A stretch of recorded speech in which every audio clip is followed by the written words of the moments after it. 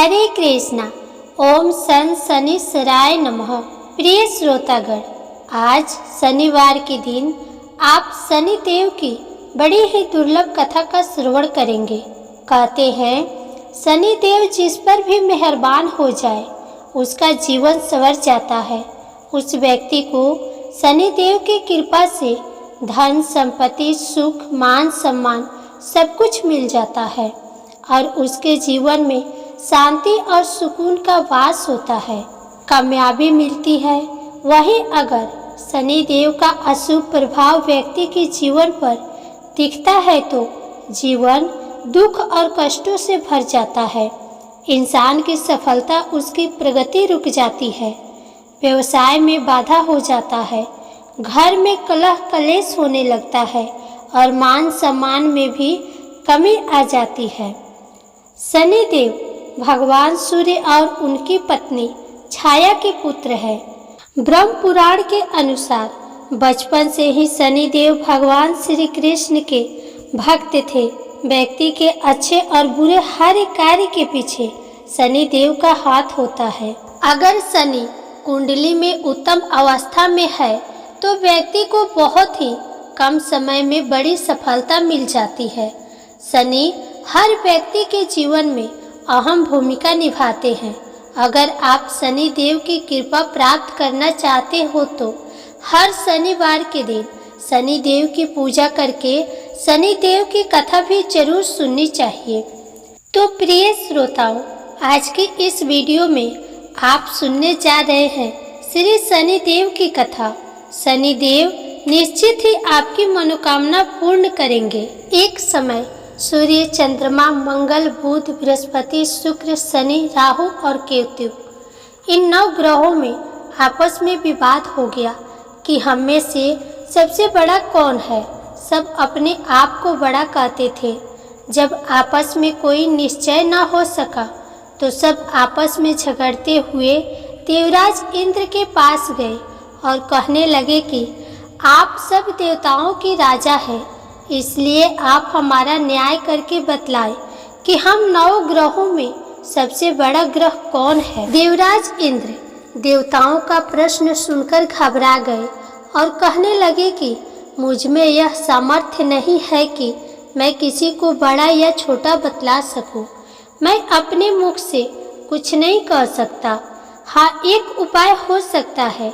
इस समय पृथ्वी पर राजा विक्रमादित्य दूसरों के दुखों का निवारण करने वाले हैं, इसलिए आप सब मिलकर उन्हीं के पास जाए, वही आपके विवाद का निवारण करेंगे। सभी ग्रह देवता देवलोक से चलकर भूलोक में जाकर राजा विक्रमादित्य की सभा में उपस्थित हुए और अपना प्रश्न राजा के सामने रखा। राजा विक्रमादित्य ग्रहों की बात सुनकर गहरी चिंता में पड़ गए कि मैं अपने मुख से किसको बड़ा और किसको छोटा बतलाऊंगा। जिसको छोटा बतलाऊंगा वही क्रोध करेगा। उनका झगड़ा निपटाने के लिए उन्हें एक और उपाय सोचा और सोना चांदी कांसा पीतल सीसा रंगा जस्ता अभ्रक और लोहा 9 धातुओं के 9 आसन बनवाए। सब आसनों को क्रम से जैसे सोना सबसे पहले और लोहा सबसे पीछे बिछाया गया। इसके पश्चात राजा ने सब ग्रहों से कहा कि आप सब अपना अपना आसन ग्रहण करें। जिसका आसन सबसे आगे वह सबसे बड़ा और जिसका आसन सबसे पीछे वह सबसे छोटा जानिए। क्योंकि लोहा सबसे पीछे था और वह शनि देव का आसन था, इसलिए शनि देव ने समझ लिया कि राजा ने मुझको सबसे छोटा बना दिया है। इस निर्णय पर शनि देव को बहुत क्रोध आया। उन्होंने कहा कि राजा, तू मेरे पराक्रम को नहीं जानता। सूर्य एक राशि पर 1 महीना, चंद्रमा 2.25 महीना 2 दिन, मंगल 1.5 महीना, बृहस्पति 13 महीने, बुध और शुक्र 1 महीने विचरण करते हैं। परंतु मैं एक राशि पर 2.5 वर्ष से लेकर 7.5 वर्ष तक रहता हूँ। बड़े बड़े देवताओं को भी मैंने भीषण दुख दिया है। राजन सुनो, श्री रामचंद्र जी को 7.5 आई और उन्हें वनवास हो गया। रावण पर आई तो राम ने वानरों की सेना लेकर लंका पर चढ़ाई कर दी और रावण के कुल का नाश कर दिया। हे राजन, अब तुम सावधान रहना।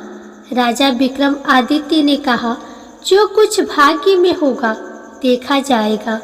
इसके बाद अन्य ग्रह तो प्रसन्नता के साथ अपने अपने स्थान पर चले गए, परंतु शनिदेव क्रोध के साथ वहां से सिधारे। कुछ काल व्यतीत होने पर जब राजा विक्रमादित्य को 7.5 की दशा आई तो शनिदेव घोड़ों का सौदागर बनकर अनेक सुंदर घोड़ों के सहित राजा विक्रमादित्य की राजधानी में आए। जब राजा ने घोड़ों के सौदागर के आने की खबर सुनी तो अपने अश्वपाल को अच्छे अच्छे घोड़े खरीदने की आज्ञा दी। अश्वपाल ऐसी अच्छी नस्ल के घोड़े देखकर और उनका मूल्य सुनकर चकित हो गया और तुरंत ही राजा को खबर दी। राजा विक्रमादित्य उन घोड़ों को देखकर और एक अच्छा सा घोड़ा चुनकर सवारी के लिए उस पर चढ़े। राजा के पीठ पर चढ़ते ही घोड़ा तेजी से भागा। घोड़ा बहुत दूर एक घने जंगल में जाकर राजा को छोड़कर अंतर्ध्यान हो गया। इसके बाद राजा विक्रमादित्य अकेला जंगल में भटकता फिरता रहा। भूख प्यास से दुखी राजा ने भटकते भटकते एक ग्वाले को देखा। ग्वाले ने राजा को प्यास से व्याकुल देखकर पानी पिलाया। राजा की अंगुली में एक अंगूठी थी। वह अंगूठी उसने निकालकर प्रसन्नता के साथ ग्वाले को दे दी और स्वयं शहर की ओर चल दिया। राजा शहर में पहुंचकर एक सेठ की दुकान पर जाकर बैठ गया और अपने आप को उज्जैन का रहने वाला तथा अपना नाम वीका बतलाया। सेठ ने उसको एक कुलीन मनुष्य समझकर जल आदि पिलाया। भाग्यवश उस दिन सेठ की दुकान पर बहुत अधिक बिक्री हुई। तब सेठ उसको भाग्यवान पुरुष समझकर भोजन कराने के लिए अपने साथ अपने घर ले गया। भोजन करते समय राजा विक्रमादित्य ने एक आश्चर्यजनक घटना देखी। जिस खूंटी पर हार लटक रहा था वह खूंटी उसी हार को निगल रही थी। भोजन के पश्चात जब सेठ कमरे में आया तो उसे कमरे में हार नहीं मिला। उसने यही निश्चय किया कि सिवाय वीका के और कोई इस कमरे में नहीं आया, अतः अवश्य ही उसी ने हार चोरी किया है। परंतु वीका ने हार लेने से इनकार कर दिया। इस पर 5-7 आदमी उसको पकड़कर नगर फौजदार के पास ले गए। फौजदार ने उसको राजा के सामने उपस्थित कर दिया और कहा कि यह आदमी भला प्रतीत होता है, चोर मालूम नहीं होता, परंतु सेठ का कहना है कि इसके सिवाय और कोई घर में नहीं आया था, इसलिए अवश्य ही इसी ने चोरी की है। राजा ने आज्ञा दी कि इसके हाथ पैर कटवाकर चौरंगिया किया जाए। राजा की आज्ञा का तुरंत पालन किया गया और वीका के हाथ पैर काट दिए गए। कुछ काल व्यतीत होने पर एक तेली उसको अपने घर ले गया और उसको कोल्हू पर बिठा दिया। वीका उस पर बैठा हुआ अपनी जबान से बैल हाँकता रहा। इस काल में राजा की शनि की दशा समाप्त हो गई। वर्षा ऋतु के समय वह मल्हार राग गाने लगा। यह राग सुनकर उस शहर की राजा की कन्या मन भवानी उस राग पर मोहित हो गई। राजकन्या ने राग गाने वाले की खबर लाने के लिए अपनी दासी को भेजा। दासी सारे शहर में घूमती रही।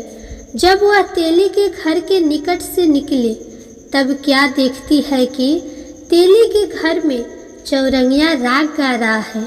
दासी ने लौटकर राजकुमारी को सब वृतांत सुना दिया। बस उसी क्षण राजकुमारी मन भवानी ने अपने मन में यह प्रण कर लिया कि चाहे कुछ भी हो, मैंने इस चौरंगिया के साथ ही विवाह करना है। प्रातःकाल होते ही जब दासी ने राजकुमारी मन भवानी को जगाना चाहा तो राजकुमारी अनशन व्रत लेकर पड़ी रही। दासी ने रानी के पास जाकर राजकुमारी के न उठने का वृतांत कहा। रानी ने वहां आकर राजकुमारी को जगाया और उसके दुख का कारण पूछा। राजकुमारी ने कहा कि माताजी, मैंने यह प्रण कर लिया है कि तेली के घर में जो चौरंगिया है मैं उसी के साथ विवाह करूंगी। माता ने कहा, पगली, तू यह क्या कह रही है? तुझे किसी देश के राजा के साथ परिणाया जाएगा। कन्या कहने लगी कि माताजी, मैं अपना प्रण कभी नहीं तोड़ूंगी। माता ने चिंतित होकर यह बात महाराज को बताई। महाराज ने भी आकर उसे समझाया कि मैं अभी देश देशांतर में अपने दूत भेजकर सुयोग्य रूपवान एवं बड़े बड़े गुणी राजकुमार के साथ तुम्हारा विवाह करूंगा। ऐसी बात तुम्हें कभी नहीं विचारनी चाहिए। परंतु राजकुमारी ने कहा, पिताजी, मैं अपने प्रण त्याग दूंगी, परंतु किसी दूसरे से विवाह नहीं करूंगी। यह सुनकर राजा ने क्रोध से कहा, यदि तेरे भाग्य में ऐसा ही लिखा है तो जैसी तेरी इच्छा हो वैसा ही कर। राजा ने तेली को बुलाकर कहा कि तेरे घर में जो चौरंगिया है उसके साथ मैं अपनी कन्या का विवाह करना चाहता हूँ। तेली ने कहा, महाराज, यह कैसे हो सकता है? कहाँ आप हमारे राजा और कहाँ मैं एक नीच तेली। राजा ने कहा कि भाग्य के लिखे को कोई टाल नहीं सकता। अपने घर जाकर विवाह की तैयारी करो। राजा ने सारी तैयारी कर तोरण और वंदरवार लगवाकर राजकुमारी का विवाह चौरंगिया के साथ कर दिया। रात्रि को जब विक्रमादित्य और राजकुमारी महल में सोए तो आधी रात के समय शनिदेव ने विक्रमादित्य को स्वप्न दिया और कहा कि राजा, कहो, मुझको छोटा बतलाकर तुमने कितना दुख उठाया। राजा ने शनिदेव से क्षमा मांगी। शनिदेव महाराज ने राजा को क्षमा कर दिया और प्रसन्न होकर विक्रमादित्य को हाथ पैर दिए। तब राजा विक्रमादित्य ने शनिदेव से प्रार्थना की, महाराज, मेरी प्रार्थना स्वीकार करें। जैसा दुख आपने मुझे दिया है ऐसा और किसी को न दे। शनिदेव ने कहा, तुम्हारी यह प्रार्थना स्वीकार है। जो मनुष्य मेरी कथा सुनेगा या कहेगा उसको मेरी दशा में कभी किसी प्रकार का दुख नहीं होगा, और जो नित्य ही मेरा ध्यान करेगा या चींटियों को आटा डालेगा उसके सब मनोरथ पूर्ण होंगे। इतना कहकर शनिदेव अपने धाम को चले गए। जब राजकुमारी मन भवानी की आंखें खुली और उसने चौरंगिया को हाथ पांव सहित देखा तो आश्चर्यचकित हो गए। उसको देखकर राजा विक्रमादित्य ने अपना समस्त हाल कहा कि मैं उज्जैन का राजा विक्रमादित्य हूँ। यह घटना सुनकर राजकुमारी अत्यंत प्रसन्न हुई। प्रातःकाल राजकुमारी से उसकी सखियों ने पिछली रात की हाल चाल पूछा तो उसने अपने पति का समस्त वृतांत कह सुनाया। तब सबने प्रसन्नता प्रकट की और कहा कि ईश्वर ने आपकी मनोकामना पूर्ण कर दी।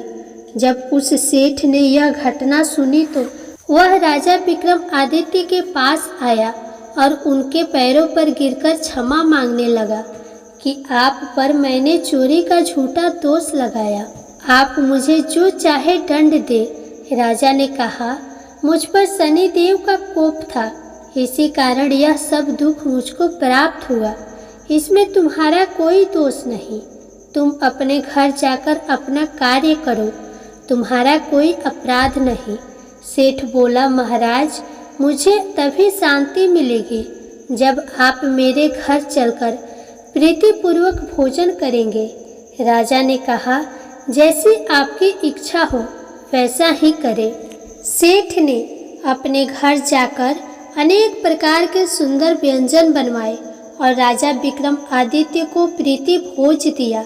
जिस समय राजा भोजन कर रहे थे, एक अत्यंत आश्चर्यजनक घटना सबको दिखाई दी।